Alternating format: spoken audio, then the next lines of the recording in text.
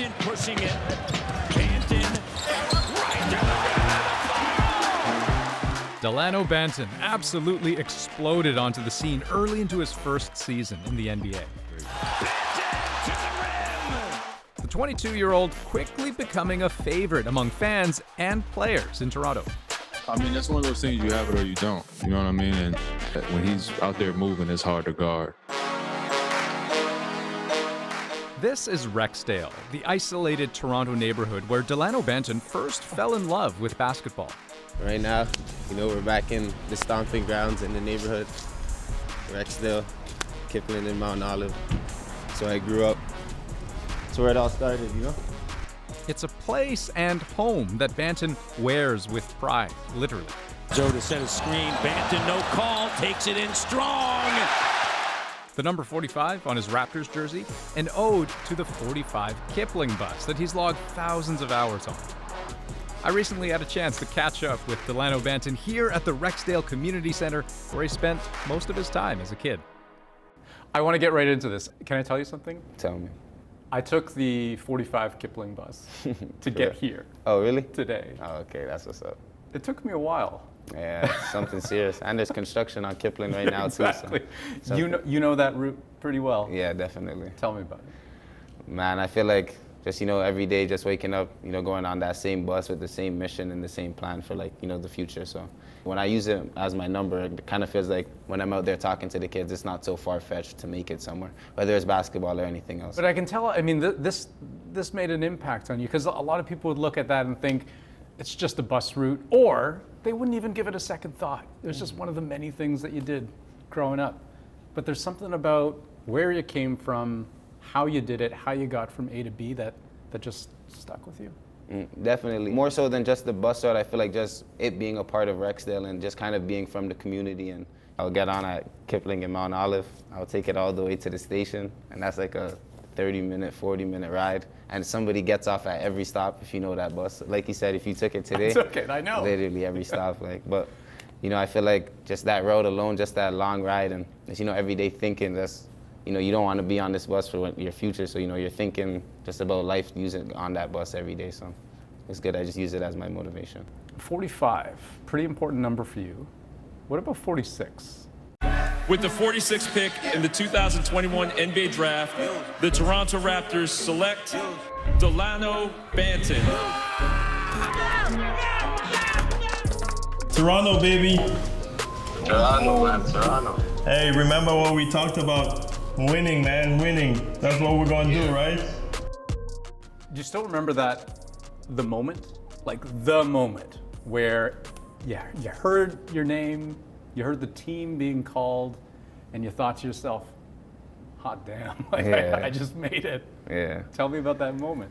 Man, I didn't have much time to myself. As soon as, it hit, my phone started going crazy, so I'm trying to answer everyone's calls. So I'm hanging up on one person, answering the next. But I felt like just getting drafted to any other city would have been great, but just kind of it being home was like, I couldn't have asked for a better welcoming and, a better, just people to show me better love. So I'm just grateful for it.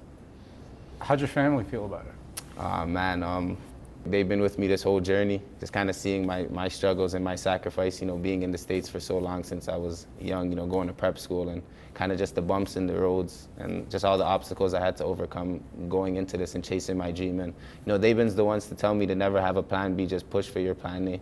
So, they always been running with me and just sacrificing for me as well. So they believed in me a lot. So, I felt like it was a dream come true for all of us, and, we're all just happy and grateful for it. I can see the moment I said family and the moment you started talking about struggles, I can see you getting a little bit emotional. Like this kind of means something to you when you think back to it. Tell me about that, the growing up in a neighborhood like this. You say it was a struggle, you say it was hard. How? Why? Growing up in Rexdale, like a lot of Toronto people will know just kind of how it is, and it's kind of just like seeing a lot of violence growing up and trying to maneuver around that, and every time you go outside, like people get caught in the wrong place at the wrong time, just walking home or just going to the store. So just kind of knowing that and knowing just I want better for myself, and me and my friends, we always grew up with like a live bigger, dream bigger than where you are. So I always kind of seen myself, you know, in bigger places, and I kind of just manifested that my whole life. So, you know, just taking advantages of the resources I had is what worked for me. Just this community center, being here all the time, and there's another community center called North Kipling. It's literally 2 minutes up the block, and you know, it went a long way. Just all that basketball on top of each other. You know, this is what I used to get through that, coming here and, you know, having a lot of programs, whether it's not just basketball for kids. You know, that was what I was interested in. A lot of my friends were taking part in was the basketball, but you could have, there's tech programs, there's culinary programs, there's literally everything you want to do here. So, you know, I feel like just coming back here to show that, you know, this is what really helped me, and this is what kept me out the way for a lot of things. So, you know, I feel like I just have to express my gratefulness to come back here and, you know, just to continue to show love to the kids. Introduce your neighborhood hero, Dalano Banton. For Delano Banton, though, this is about more than just showing love to the kids of Rexdale. He also wants to make sure they have a shot at following in his footsteps. This basketball clinic, just the first of many. You saw all those kids out there. Yeah. I mean, they were staring at you the whole time. When you look back at them, in their faces, what did you see? I seen me, and I feel like I seen myself in their shoes. So, you know, I feel like it's not too far-fetched for a lot of kids, me going through it now and seeing that, like, it's actually possible. It's kind of trying to drill that into kids' heads that, you know, you could really make it a long way, you know, and just limit distractions. You know, I feel like just kind of give them, because they're growing up in the same shoes that I did, growing up in the same area. So Mount Olive is the neighborhood that I grew up in Rexdale. The things you see going outside with the violence in the community. It's kind of saying that, you know, if you can make it from here, you can make it from anywhere. So, like, you know, just kind of knowing what I came from and what I grew up having to deal with, and, you know, still being able to overcome that. Speaking of making it, I've got a little surprise for you. Can you pass me this? It's not a big thing. It's just a little thing. And it's not even specifically, don't even think of this specifically as being from me. Okay. Think of it as being from Toronto. Got you A Blue Jays hat. a Blue Jays hat. Do you know why I'm giving you a Blue Jays hat? Yeah, Why? because I think I was wearing the New York hat. You think you were wearing a New York hat? Yeah, I can't remember. That Leafs game, how Yeah. much flack have you gotten over that Leafs Man, I'm never wearing that hat again. game? They roll out the blue carpet for you. I had a Maple Leafs hat in my hand, but then when I got the cue, it was too late, so I had it. But the hat didn't even fit my head, so it would have been like crazy. And like, I should have just took off the hat. Honestly. I asked my friend, I'm like, he's like, probably, but that's why I was wearing it like this. But then they had me from the top, so. You're not a person who strikes me as a guy who has a whole lot of regrets, but I bet that was Definitely. one of your regrets. Should have changed my hat, man. Well, there you go. From Toronto to you.